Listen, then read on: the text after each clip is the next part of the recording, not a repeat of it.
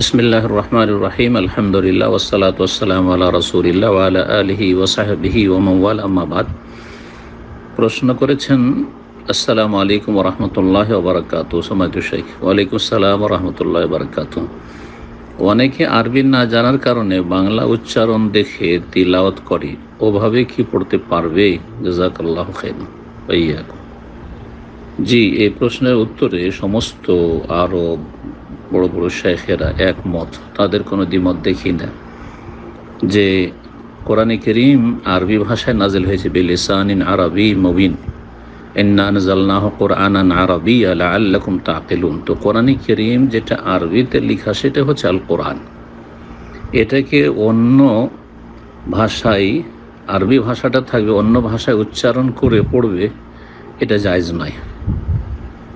এর গুরুত্বপূর্ণ কারণ হচ্ছে যে এতে কখনো শুদ্ধ তাজউইদের সাথে উচ্চারণ করে কোরআন তেলাওয়াত সম্ভব নয়। আরবি ভাষায় দোয়াদ রয়েছে, আরবি ভাষাকে লোগাত দোয়াদ বলা হয়, যেটা কোনো ভাষাতে নেই। হয় যে আছে, না হয় জেড আছে, বর্গী জ আছে, না হয় অন্তস্থ জ আছে। তো কিভাবে ওটা উচ্চারণ করবেন? আর না হয় দ আছে, সেটা দও না, বর্গী জও না, আর জও না, কিভাবে উচ্চারণ করবেন? তাহলে এইভাবে সা সা কিভাবে উচ্চারণ করবেন আপনি? জি, এভাবে জাল, জা, হা আর হা কি করে পার্থক্য করবেন? বাংলায় একটি হ আছে, সুতরাং বলছি যে বাংলায় বা অন্য ভাষায়, ইংরেজিতে কোরআনে কারীম লেখা আছে ইংরেজি অক্ষরে, বা বাংলা বর্ণে কোরআনে কারীম আরবিটা লেখা আছে। যেমন আমাদের দেশে আসলে বেদাতি সমাজের লোকেরা যে অন্যায়টা করেছে, আর এতে অধিকাংশ মুসলিমরা আমাদের দেশে আরবিতে পড়তে শিখে না, আরবিতে কোরআন পড়তে পারে না। কারণ ওরা করেছে কি, বাংলা যে অনুবাদটা করেছে তাতে প্রথম লাইনে আরবি লিখেছে, আর তারপরে বাংলা উচ্চারণ সহ অনুবাদ, আর তারপরে তৃতীয় লাইনে অনুবাদ, এইরকম করেছে, যেটা জায়েজ নয়। যেটা কোরআনে কারীমের বিকৃতি, তাহরিফ, এবং তাতে যখন আপনার উচ্চারণে ভুল হবে, মারাত্মক ধরনের, এক অক্ষর থেকে আর এক অক্ষরে চলে যাবে, অর্থ পাল্টিয়ে যাবে, বহু জায়গায় অর্থ পাল্টিয়ে যাবে এবং মারাত্মক অন্যায় হয়ে যাবে। সুতরাং এইভাবে বাংলা উচ্চারণে কোরআনে কারীম তেলাওয়াত জায়েজ নয়। ফায়দার জন্য এর পাশাপাশি আরেকটি কথা বলে দিই, সেটা হচ্ছে, যদি প্রশ্ন করতেন যে কোনো ব্যক্তি আরবি পড়তে পারে না, সুতরাং আরবিতে তেলাওয়াত না করে শুধু যদি বাংলা অনুবাদটা পড়ে, শুধু বাংলা অনুবাদ, তাহলে জায়েজ কিনা? এর উত্তর হচ্ছে যে হ্যাঁ, জায়েজ।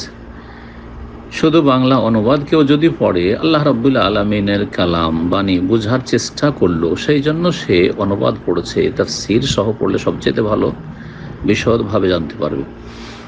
আর ওর চাইতে ভালো হচ্ছে যে আরবিতে তেলাওয়াত করবে, এক আয়াত দুই আয়াত করে বা কিছুটা, এক পৃষ্ঠা ধরুন, আর তারপরে বাংলা অনুবাদ পড়বে, আর তার সাথে তাফসীর পড়বে, যাতে করে কালামুল্লাহ, আল্লাহ রাব্বুল আলামিনের সম্বোধন বান্দার জন্য কী রয়েছে তা পুরোপুরি উপলব্ধি করতে পারে এবং তা জেনে সে সম্পর্কে জ্ঞান অর্জন করে যথাযথ আমল করতে পারে। আল্লাহ রাব্বুল আলামিন যেন আমাদেরকে বিষয়টি বোঝার তৌফিক দান করেন। আবার বলছি সংক্ষেপে, বাংলায় আরবি ভাষা উচ্চারণ করে কোরআনে কারীম তেলাওয়াত করা জায়েজ নয়। পক্ষান্তরে শুধু বাংলা অনুবাদটা যদি পড়েন তো জায়েজ, কিন্তু উত্তম হচ্ছে যে আরবি একজন মুসলিম কোরআনে কারীমের ভাষা শিখবে। আধা ঘন্টা করে যদি আপনি বসেন, মাত্র কয়েকদিনে আপনি কোরআনে কারীম আরবি ভাষা পড়তে শিখে নেবেন, এমন কোনো মুশকিল নয়। তারপরে তাজউইদ সুন্দর করেন, বিশুদ্ধ তেলাওয়াতের চেষ্টা করেন, যাতে করে বড় ধরনের ভুল না হয়। তো আশা করি বুঝতে পেরেছেন যে আরবি ভাষাকে অন্য ভাষা দিয়ে উচ্চারণ করে পড়া জায়েজ নয়। আরবি ভাষাকে আরবি দিয়ে পড়তে হবে, এবং একজন মুসলিমের একটি গুরুত্বপূর্ণ ফরজ দায়িত্ব, সে যদি এই সওয়াবগুলি অর্জন করতে চায় যে কোরআনে কারীম আমি তেলাওয়াত করব আর প্রত্যেকটি অক্ষরে অক্ষরে একটি করে নেকি আর এক হয় 10-এ, ওয়াল হাসানাতু বিআশরি আমসালিহা। সুতরাং আলিফ লাম মিম 30 নেকি হাসিল করব, এইভাবে হাসিল করব। তাহলে আরবি ভাষায় কোরআন তেলাওয়াত করতে শিখবে, কোরআন উচ্চারণ করে পড়তে শিখবে আরবি ভাষায়। আর তারপরে তখন তার অর্থ বুঝে, শুধু তেলাওয়াত করবেন এটাও আপনি কোরআন কারীমের ওপরেই থেকে গেলেন।